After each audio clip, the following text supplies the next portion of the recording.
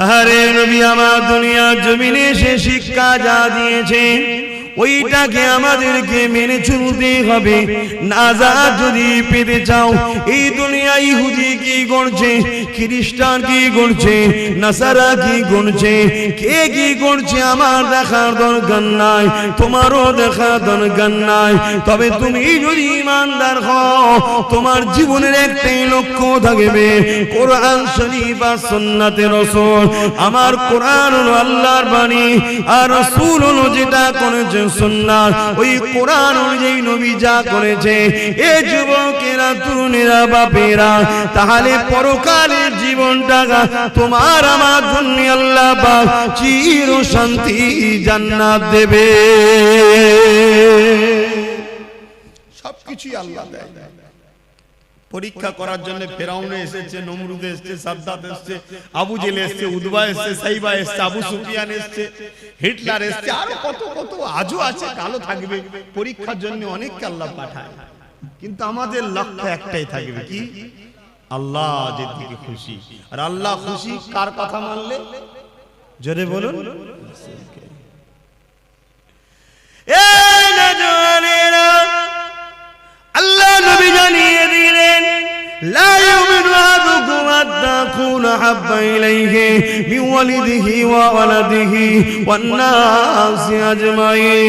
বাবারা, তোমরা নিজেকে ঈমানদার মনে করো না ততক্ষণ পর্যন্ত যতক্ষণ না তোমরা তোমাদের ধন দৌলত, জমি জায়গা, টাকা পয়সা, এমনকি নিজের জানের থেকেও আমি রাসূলুল্লাহকে বেশি না মহব্বত করবে, ততক্ষণ পর্যন্ত তোমরা ঈমানদার হতে পারবে না।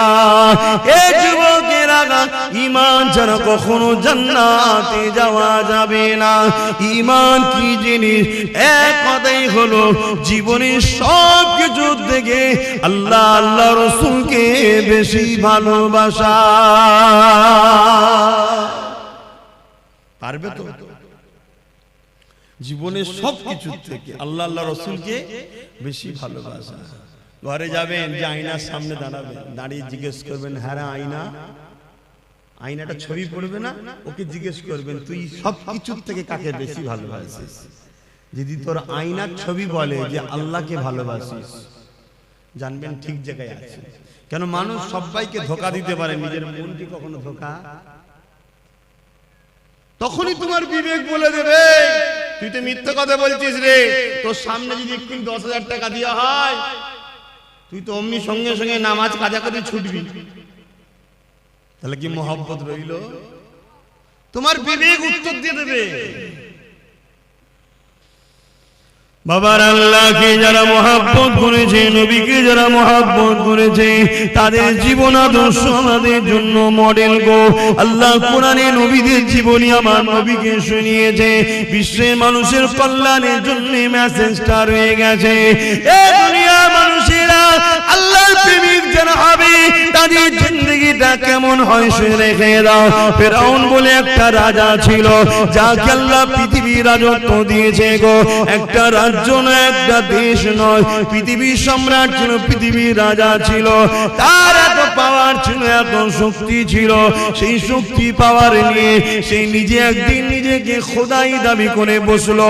সেই খোদাই দাবি করে দুনিয়ার মানুষকে তার দাসত্বের গোলাম বানাতে লাগলো।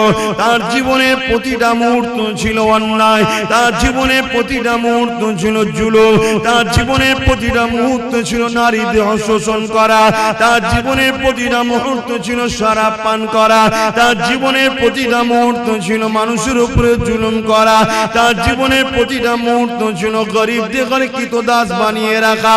এই যুবকেরা, আজও যদি কেউ শরাব পান করে, আজও কেউ যদি নারী দেহ শোষণ করে, আজও কেউ যদি গরিবদের উপরে জুলুম করে, অবশ্যই সে মুসা নবীর সাথে থাকতে পারে না, সে ফেরাউনের সাথে থাকবে। ইতিহাসের পাতা সাক্ষী দিয়ে দেয়, এই ফেরাউনের আমলে ফেরাউনের ঘরে একজন মেয়ে কাজ করত, যিনার নাম হল হযরতে মাসাত্তা। গরিব মেয়ে ছিল, যা তিনটি আল্লাহ সন্তান দিয়েছিল। স্বামী হারাই তিনটি তিনটে সন্তানকে নিয়ে ফেরাউনের ঘরে লালন পালন করে কাজ কাম করে জীবন যাপন করত। কিন্তু অন্য মানুষের মতো ফেরাউনকে কিন্তু খোদা বলে মানে না। ওই মাসাত্তা অন্তরে অন্তরে এক আল্লাহকে মেনে নিয়েছিল। ইতিহাসগুলো আমাদের জন্য কিন্তু শিক্ষা দিয়ে যাচ্ছে, তাই তো নাকি? ইতিহাস আমাদের ঘরে কি শিক্ষা দেয়? আমাদের ঘরে আমাদের ভবিষ্যৎ গড়ার শিক্ষা দেয়, আমাদেরকে জানায় ইতিহাস। এই যুবকেরা, ও আমার আম্মারা, বোনেরা, মন দিয়ে শুনে রেখে দেন, এসেছি আপনাদের পীরের বাচ্চা, নবীর খানদান, নবীর গোলাম বলে দিয়ে যায়। আজ আছি, কাল আমিও থাকবো না গো, বিশ্বাসের কোনো বিশ্বাস নাই গো। আজ আপনারা আছেন, কাল আপনারা চলে যাবে। সবাই কাফন পরিয়ে দিয়ে মিনহা খালাকনাকুম ওয়া ফিহা নুঈদুকুম ওয়া মিনহা নুখরিজুকুম তারাতান উখরা বলে মাটি দিয়ে চলে আসবে। যদি তুমি দুনিয়া জমিনে নবী নবী নবী করে যেতে পারো, তোমার উঠা বসা চাল চলন যদি নবী থাকে, তোমার সাংসারিক জীবনে যদি নবী থাকে, তোমার কারবারিক জীবনে যদি নবী থাকে, তোমার রাষ্ট্রীয় জীবনে যদি নবী থাকে, তোমার রাজনীতির জীবনে যদি নবী থাকে, তোমার দেশপ্রেমে যদি নবী থাকে, তোমার মানবতায় যদি নবী থাকে, তোমার ইনসানিয়াতে যদি নবী থাকে, তোমার মানুষের ভালোবাসায় যদি নবী থাকে, এক কথায় তোমার জীবনে প্রতিটা সেকেন্ডে নবী থাকে, জেনে রেখে যে কবরের জমিনে তুমি একা থাকবে না। যখন তোমাকে শুইয়ে দিয়ে আসা হবে, তোমার বাপ চলে যাবে, তোমার আম্মা চলে যাবে, তোমার স্ত্রী চলে যাবে, তোমার স্বামী চলে যাবে, তোমার ছেলে মেয়ে চলে যাবে, তোমার পাড়া প্রতিবেশী চলে যাবে, তোমার দুনিয়ার দরদি রাজনীতির লিডাররাও চলে যাবে। আর এই যে পীর সাহেব এসেছি, আমরাও কেউ তোমার সাথে কবরে যাব না, কিন্তু কবরের জমিনে মদিনাওয়ালা আসবে। তুমি যদি দুনিয়ায় মদিনাওয়ালার ডাঙ্কা বাজাও, কবরের জমিনে মদিনাওয়ালা বলবে, ফেরেশতা আমি মুহাম্মদ সাক্ষী দিয়ে দিলাম, এই মদিনা এই দুনিয়ার জমিনে আমি মুহাম্মদ আমারই ছিল। আরো জোরে বলুন সুবহান।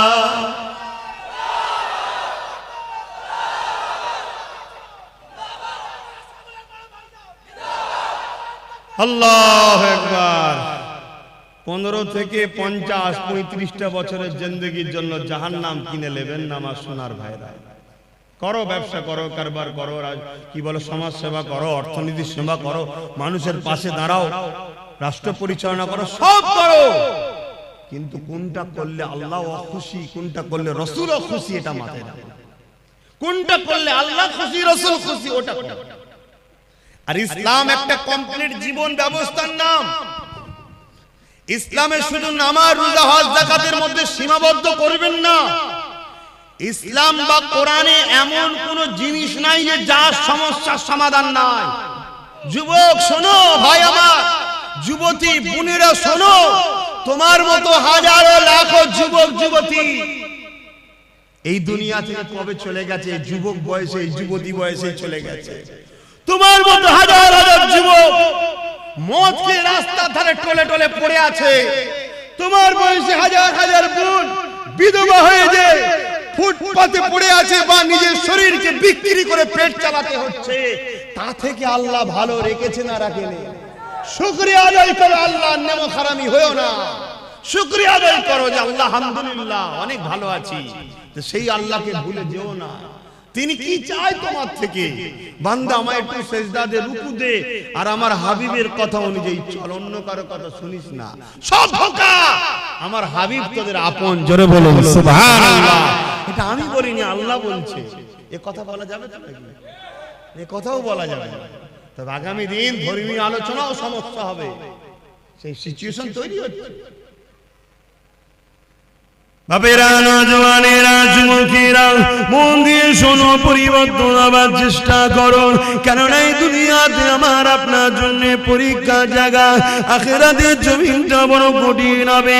ওই কবরের জমিনটা যদি তোমার রাসূলের না হয়ে যেতে পারো, ওই কবরের জমিনে আল্লাহ বা 99টা করে সাপ দেবে গো।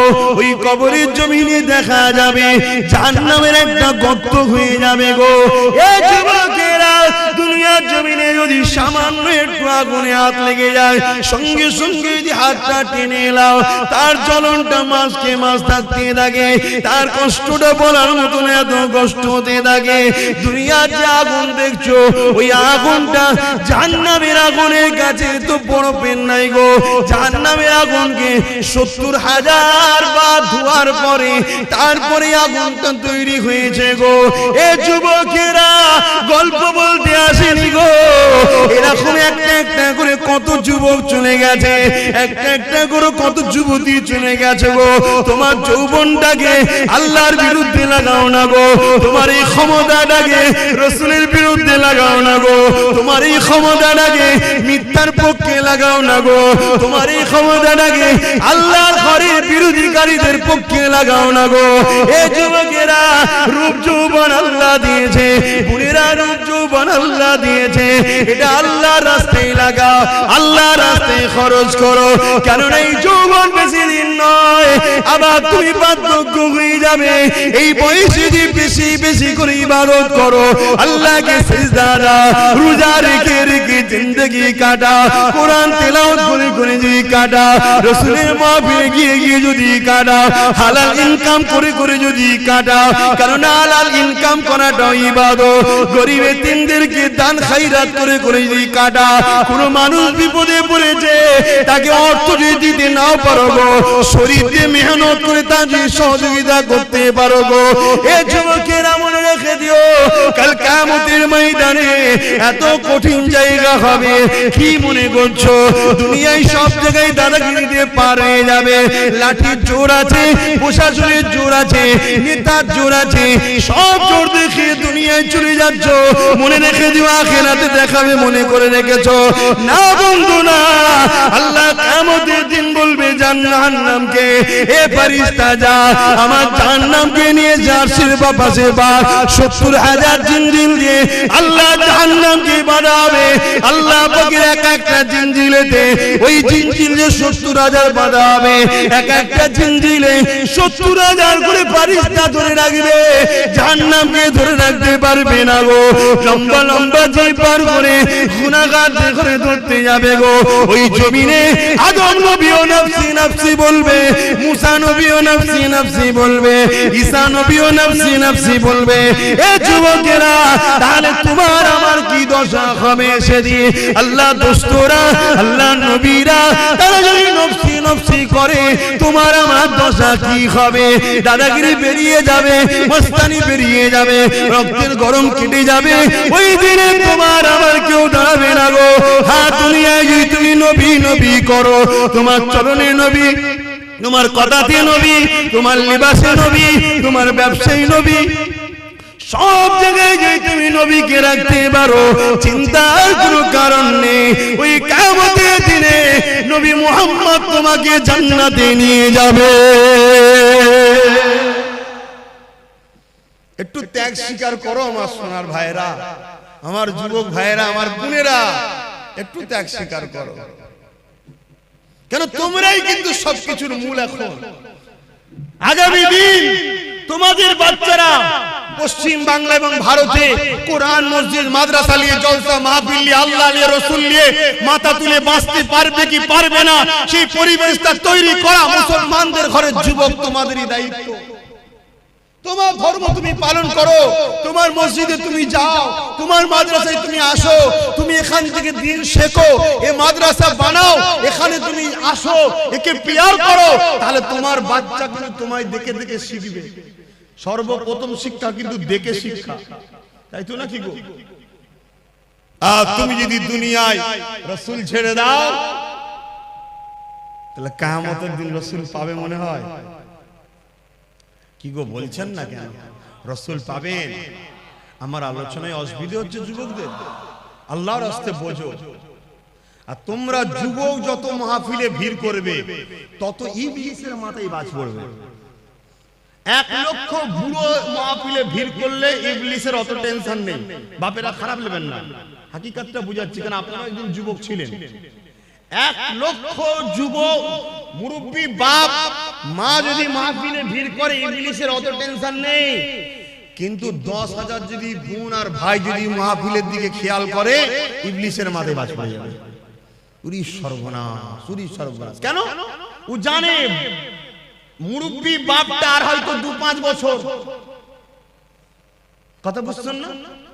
তারপরেই কিন্তু ওর পর থেকে লিবার কেউ নেই, ওখানে ইসলাম শেষ।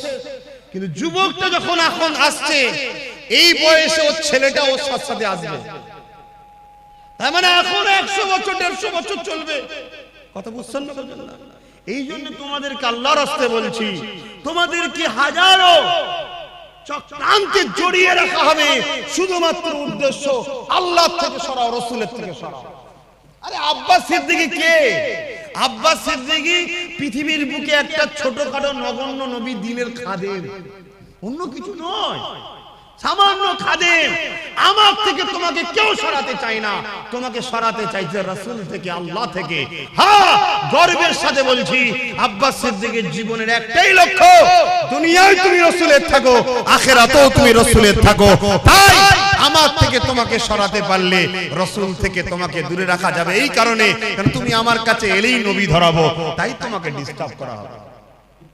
আমার জীবনে একটাই কথা, তুমি আসো, সভ্যতার সঙ্গে আসো, মর্যাদার সঙ্গে আসো, নম্রতার সঙ্গে আসো, ইনসানিয়াত করো, ইনসাফ করো, ন্যায় প্রতিষ্ঠিত করো, মানুষকে প্যার করো, ভালোবাসো, নামাজ আদায় করো, রোজা আদায় করো, হজ আদায় করো, যাকাত দাও, মানুষের খেদমত করো, মা বাপকে প্যার করো, নিজের পরিবার স্ত্রীকে নিয়ে হাসি খুশিতে থাকো, পর নারীর দিকে খাকু নজরে তাকাও নি, তোমার পরিবারকে সময় দাও, তোমার বাচ্চাকে সময় দাও। আর মা বোনেরা, স্বামী ছাড়া অন্য কেউ নয়, তোমার স্বামী আপন স্বামীর দিকে তাকিয়ে থাকো। এই তো কথা বলি নাকি? যুবকরা বুঝার চেষ্টা করো। আরে প্রেম যদি করে যেতে পারো, কিয়ামতে কোনো চিন্তা থাকবে না। কিন্তু প্রেম রাসূলকে করলে, আল্লাহকে করলে কি হয় শুনে রেখে দাও গো। মক্কা জমিনে বিশাল একটা বাজার রয়েছে, ওই বাজারের উপরে দেখা যায় একজন হাবশী দেশের মানুষের গলায় বেড়ি পড়া, হাতে বেড়ি পড়া, পায়ে বেড়ি পড়া। এই যুবকেরা গরম বাড়ির উপরে চিৎ করে শুইয়ে দিয়ে বুকের উপরে বাড়ি পাথর চাপিয়ে দিয়েছে, নিঃশ্বাস নিতে পারছে না, এমন করে চুলগুলো উস্কো খুস্কো, খালি পায়ে ধুলো জামা মোজাগানো, এইরকম একটা হাবশী দেশের কালো মানুষ আসমানের দিকে বারবার চেয়েছে, জবানে কি যেন পিরপির করে বলতে লেগেছে।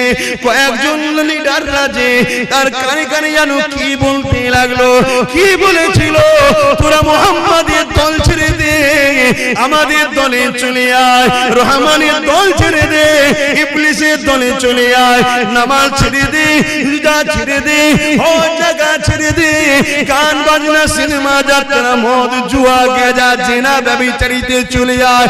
এই যুবকেরা, তরুণেরা এইভাবে যখন এই কালো হাবশী যুবকটাকে এইভাবে জুলুম করতে লেগেছে, সে যেন বিড়বিড় বিড়বিড় করে কি বলতে লেগেছে, এমন করে রোদকে লোহায় লেগে গরম করে তার ঠোঁটে চাকা দিতে লেগেছে, তথাপিও যেন চোখ দিয়ে পানি ছেড়ে আসমানের দিকে মুখ তুলে বিড়বিড় করে কি বলতে লেগেছে। এ যুবক, মন দিয়ে শোনো, বুক ফাটিয়ে আব্বাস সিদ্দিকী চিল্লাতে এসেছে, টাকার জন্য নয় গো, টাকার জন্য নয়, বুঝাতে চেয়েছি বুঝে নাও ভালোবাসি বলে। কেননা নিঃশ্বাসের কোনো বিশ্বাস নাই, আজ আছি কাল থাকবো না, আজ আছো কাল থাকবে না। এত জুলুম অত্যাচার কার উপরে করতে লেগেছে, যার নামটা হলো বেলাল, যে মদিনার মুয়াজ্জিন এক সময় ছিল গো। আল্লাহ রাসূলুল্লাহ সম্বন্ধে অনেক ঘোষণা দিয়েছে গো। এখন একটাই প্রশ্ন, বেলাল কি অন্যায় করেছে গো? বেলালের অন্যায় তৎকালীন আবু জেহেল, উতবা, সাইবা লিডারের নজরে একটা, বেলাল এক আল্লাহকে মেনে নিয়েছে। বেলালের অন্যায়টা কি ছিল গো? বেলাল মুহাম্মদ রাসূলের দলে চলে গেছে। বেলালের অন্যায় কি ছিল গো? বেলাল মা বাপের সম্মানের পক্ষে পক্ষে গেছে, বেলাল নারীদের অধিকারের পক্ষে গেছে, বেলাল এতিমদের পক্ষে গেছে, বেলাল গরিব অসহায়দের পক্ষে গেছে, বেলাল মদের বিরুদ্ধে গেছে, বেলাল সুদের বিরুদ্ধে গেছে, বেলাল ঘুষের বিরুদ্ধে গেছে, বেলাল দুর্নীতির বিরুদ্ধে গেছে, বেলাল জালিমদের বিরুদ্ধে গেছে। এক কথায় এই জমিনে শান্তি প্রতিষ্ঠিত করবে যে মুহাম্মাদের দিকে গেছে, তাই বেলালের উপরে এত জুলুম গো। এখন চিৎকার দিয়ে তোমাদের জানতে চাই, তোমরা যদি আল্লাহর দিকে যাও, রাসূলের দিকে যাও, ইবলিসের চালারা মারবে, জুলুম করবে, কেস দেবে, জেল হবে, জরিমানা হবে, তাহলে তোমরা চিৎকার দিয়ে বলো আল্লাহর দিকে থাকবে না থাকবে না?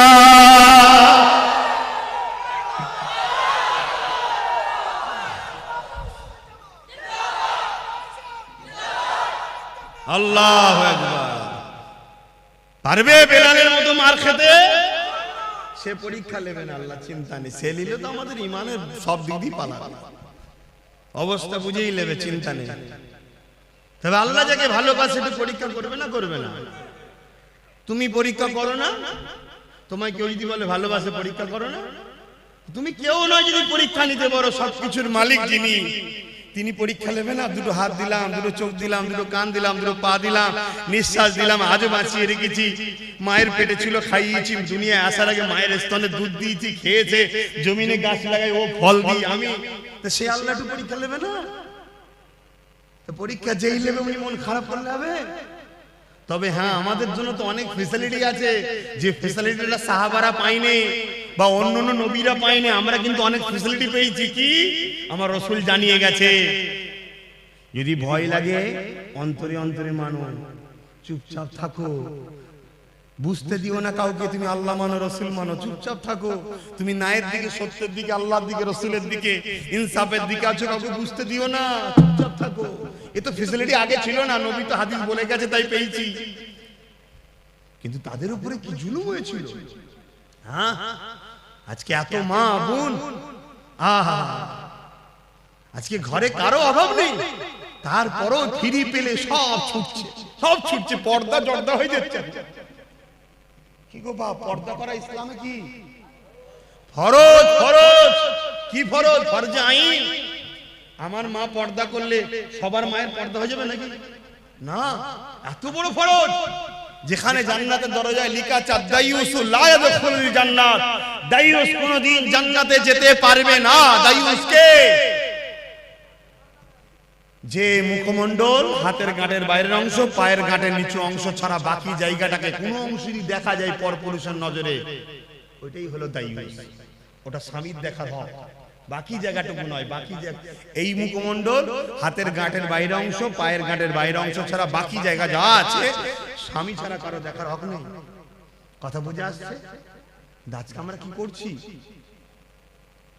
এই ওয়াজ করলে আমার মা বোনের হয়তো অনেক মনে করতে পারবে তোমাকে এসব ওয়াজ করতে হবে না, আমার ইচ্ছা আমি যা খুশি করো। মা, ইচ্ছা বলে কিছু নেই, আমার বলে কিছু নেই। আব্বাস সিদ্দিকী যা চিল্লাচ্ছে, আব্বাস সিদ্দিকী নয়, জবান দিয়েছে আল্লাহ, আমার নয় গো মা, ব্যবহার করতে দিয়েছে, সময় হবে কেড়ে নেবে। এই হাত আমার নয়, আল্লাহ দিয়েছে। চোখ আমার নয়, আল্লাহ দিয়েছে। কান আমার নয়, আল্লাহ দিয়েছে। এই কিডনি আমার নয়, আল্লাহ দিয়েছে। নিঃশ্বাস যে টানছি আমার ক্ষমতা নয়, মা আল্লাহ দিয়েছে, আল্লাহ দিয়েছে। আল্লাহ, মা তোমাকেও সুন্দর করেছে, বোন তোমাকেও সুন্দর করেছে, আল্লাহ বিভৎস করে দেয়নি।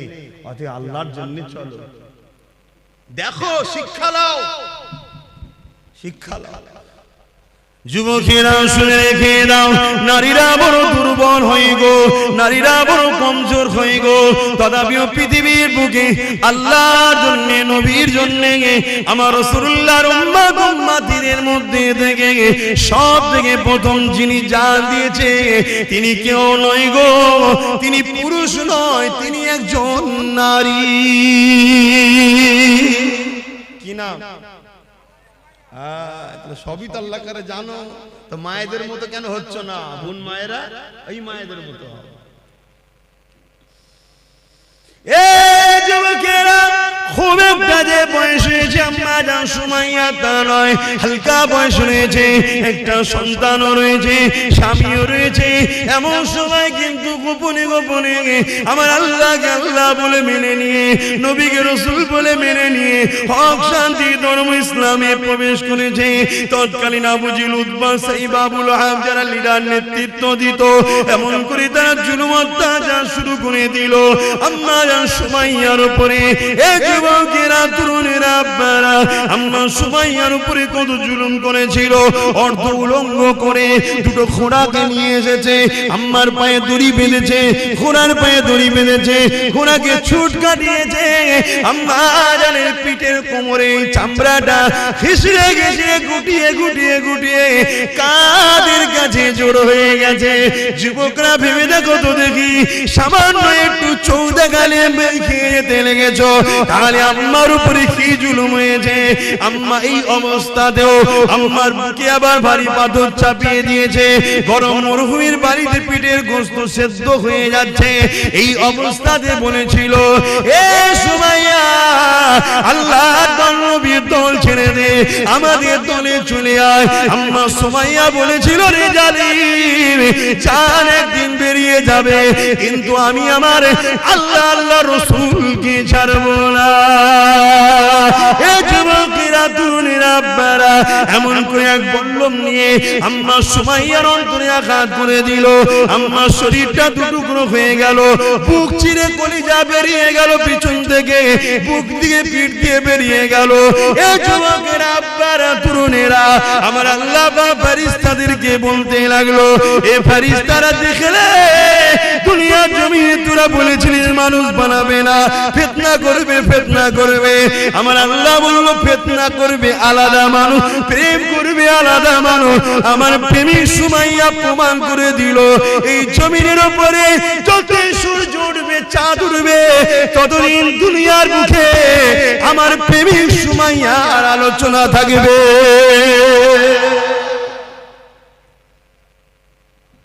আজকে আব্বাস সিদ্দিকীকেও আলোচনা করতে হচ্ছে, আল্লাহর প্রেমিক। বলো, সে আল্লাহর রাসূলের প্রেমিক হতে পারবে তো নাকি গো? জান মাল সব দিয়ে প্রেমিক হতে হবে। দুনিয়ায় কারো কথা শুনলে চলবে না, আমাদের ঘরে মুহাম্মদ রাসূল এবং আল্লাহর কথা শুনে চলতে হবে, তাই তো নাকি? তাহলে বলুন, জীবনের শেষ নিঃশ্বাস পর্যন্ত নিজেদের জান মাল দিয়ে আল্লাহ রাসূলের জন্য কারা নিজের জীবনকে উৎসর্গ করতে পারবেন? হাত তুলে দেখান। নারে তাকবীর, নারে তাকবীর। যে হাতগুলো উঠেছে আল্লাহ কবুল করেন, বলুন আমিন। আরো জোরে বলুন আল্লাহুম্মা আমিন। যদি কেউ জান্নাতে যেতে না চায়, হাত না তুলতে চায়, বেকার, তার জন্য দোয়া আছে আমার, বেকার তাকে কষ্ট দিলাম না, তাই তো? সে বেচারি যেতে চাইছে না, আমি কেন ধরে টানতে যাবো? আল্লাহ কবুল করো। কিন্তু এই হাতগুলো কতটা ভালো, ঠিক আছে না? শুধু তুলে দিলেন। ভাইরা, নওজওয়ানেরা, প্রেম যে নেই তা নয়, অবশ্যই দুনিয়ায় যদি ঈমানদার থাকবে, আল্লাহ পাক দুনিয়াকে ততদিন রাখবে।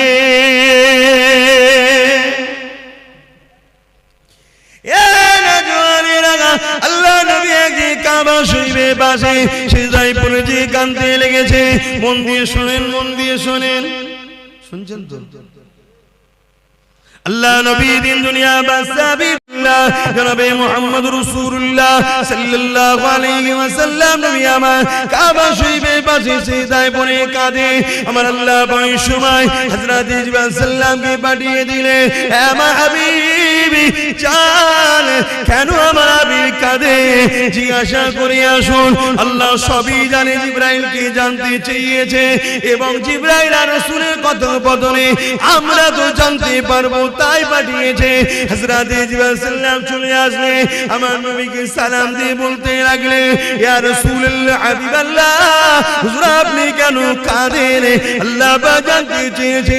আল্লাহ নবী বলেছে, জিবরাইল রে, এ জিবরাইল, অন্যান্য নবীর উম্মতিরা অন্যায় করেছে, ভুল করেছে, আল্লাহ পাক তাদের উপরে রাগ করে বেজার হয়ে সেই নবীর উম্মতদের ঘরে কম দেখরে, যেমন আজ জাতি আছে, সামুদ জাতি আছে, সবাইকে ধ্বংস করে দিয়েছে। আমার উম্মতিরা দুনিয়া ধোঁকায় পড়ে শয়তানি খেয়ালে পড়ে অন্যায় করে ফেলবে, ভুল করে ফেলবে। আল্লাহ জানো তাদের উপরে আযাব গজব দিয়ে ধ্বংস না করে দেয়, এই জন্য কাঁদতে লেগেছি। যুবকেরা কার জন্য এখনো বেঁচে আছো? দেখো দুনিয়ায় কি ফিতনা হতে বাকি নেই। বড় দুঃখের বিষয়, সোশ্যাল মিডিয়ায় দেখা যাচ্ছে আজকাল কিছু ছেলে তৈরি হয়েছে সেই জাহিলিয়াতের যুগের মতো, নিজের মায়ের ইজ্জত পর্যন্ত লুটছে। এখন কিছু ছেলে বেরিয়েছে জাহিলিয়াত যুগের মতো বোনের ইজ্জত লুটে নিচ্ছে। এখন কিছু ছেলে বেরিয়েছে জাহিলিয়াত যুগের মতো স্ত্রী সৈকন সর্বে যদি কন্যা সন্তান থাকে তাকে দিবস করিয়ে দিচ্ছে। তথাপি আল্লাহ এই দুনিয়া দাম গজবা এখনো দেয়নি গো। তবে দেরি করবে না, সময় খুব তাড়াতাড়ি হয়ে এসেছে। নবীর ভবিষ্যৎবাণী অনুযায়ী খুবই তাড়াতাড়ি দুনিয়ায় আযাবের গ্রাস হয়ে যাবে গো।